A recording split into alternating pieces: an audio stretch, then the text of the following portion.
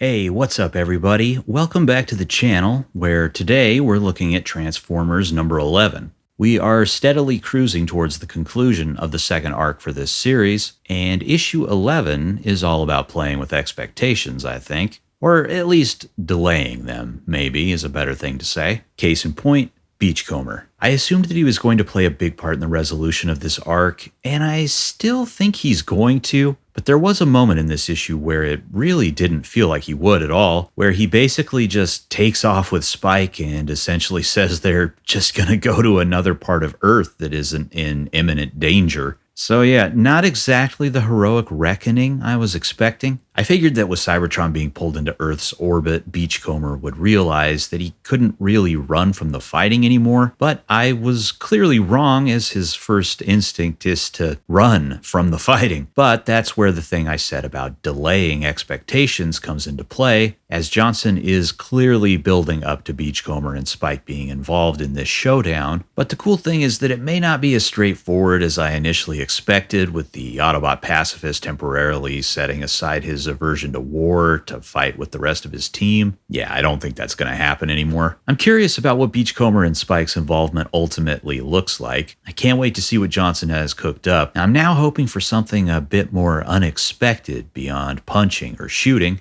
because there's plenty of that stuff to go around in this book. So I think it could be really fun to see different characters involved in varying capacities, beyond combat. The solicit for this issue ominously asked if all the Autobots would stand with Optimus in his attempts to save Earth. And that set off a number of considerations for me, most notably whether or not there would be dissent or dissatisfaction in the ranks, due to Jazz and Cliffjumper being left behind and or Elita 1 butting heads with the Autobot commander. Well, this ended up being another sly little mislead, because while Elita 1 does bear some ill feelings towards Optimus and his choice, she ultimately goes along with his mission to stop the Decepticons, full stop. She is not the problem here. You could interpret the solicit tease to be about Beachcomber, which sure, yeah, I can kind of see that, but I think the big one it was really hinting at here was Ultra Magnus. And oh man, talk about toying with expectations. I don't know about you, but I know I assumed that once Ultra Magnus was repaired, there would be serious hell to pay, and that the Autobots would have a major asset on their side. And the book does a great job of steering us towards that conclusion, from Magnus being dead set on wanting to join in the fight, to Optimus not even breaking a sweat when Devastator appears, thinking Magnus will help turn the tide. And dude, this reveal of Magnus is so awesome. It got me really pumped, but then literally a page later, before the big guy even gets to do anything, he crumples at the side of Shockwave and just runs away. And what a punch to the gut that was.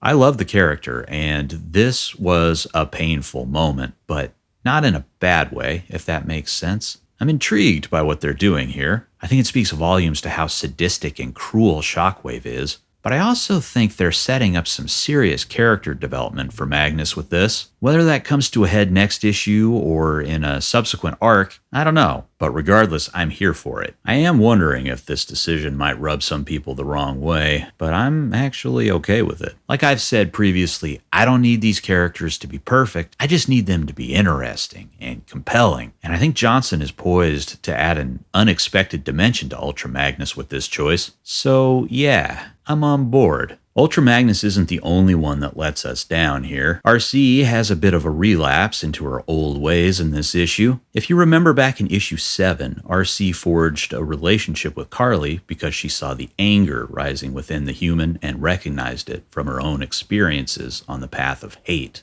as she calls it. After seeing what happened to Magnus, RC is no longer pulling any punches, literally, as she clocks Elita 1 early in the book, and she is clearly out for blood during the attack on the Nemesis, jeopardizing the mission and Cliffjumper's life in pursuit of exacting revenge on Shockwave. It's worth keeping in mind that RC could have simply fulfilled her promise to Carly for rescuing Cliffjumper, and in the past, I would have thought that she would have been the level-headed one to do just that, but instead she prioritized revenge and anger, forcing her back into the cycle of regret and shame that we've already seen RC describe when she thought Magnus died because of her actions. It's the path that we've seen Carly on during this arc, which recently has shown signs of breaking as she realizes the danger Cliffjumper is in and regrets how she treated him in issue 8. So yeah, things are looking a little dire, but hey, Cliffjumper and Jazz are still alive, so there's hope that they'll make it through this arc, though nobody is safe just yet. But putting aside the potential heartbreaks awaiting in issue 12, there are a number of moments and little touches that I absolutely loved in Transformers number 11. Beachcomber's motorized surfboard calls to mind the scene with the Autobots surfing in the Ultimate Doom Part 3, a storyline this arc seems to be heavily borrowing from, so it's cool to see another little connection there. RC loading up with some big guns and the bandoliers worn by the Autobots reminded me of Generation 2 in some ways, a comparison that's helped along by Corona's moody and angular line work. The colorful warp tunnels created by Skywarp look absolutely fantastic. I really love how these look, both in terms of how they're drawn and how they're colored. And they're a fairly unique way of depicting the Seeker's signature ability, which, by the way, the whole Skywarp assisting the Autobots thing that's been theorized for months now, oh yeah.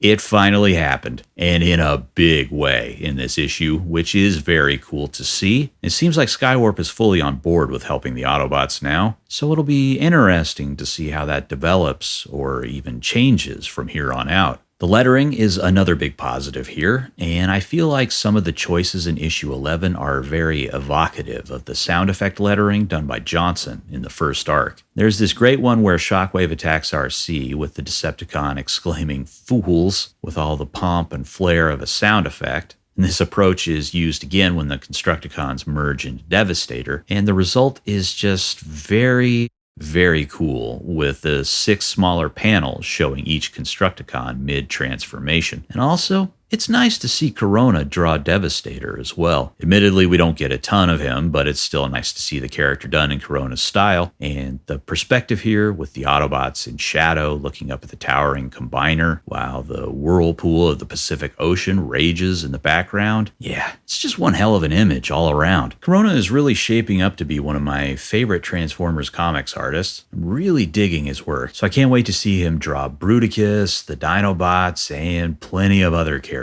So hopefully they're all in the cards at some point. But anyway, that's it from me on this one. You may have noticed there's no video out for Scarlet number 3 just yet. In case you missed my community post about it, the video is still coming, but the plan has shifted. So I'll cover issues 3 through 5 in one video. Right now, this is the plan for Destro as well. The videos for Transformers and Void Rivals will continue as normal for the time being, but I'm considering making some small changes to how I approach content on the channel, and this is the start of that. I just feel like there will be more to talk about with Scarlet and Destro if I cover more than just one issue at a time, whereas Transformers and Void Rivals seem to have quite a bit more to discuss on an issue-by-issue basis, which I never thought I'd say about Void Rivals considering how slow that book moved, especially early on, but you know, it's really picking up now. Anyway, there are more updates to come at a later date. This is just a quick one for now. As for Transformers number 11, let me know your thoughts on this issue. Leave me a like, subscribe, all the usual stuff. Thanks for watching. It's always appreciated, and I hope you have a good rest of your day.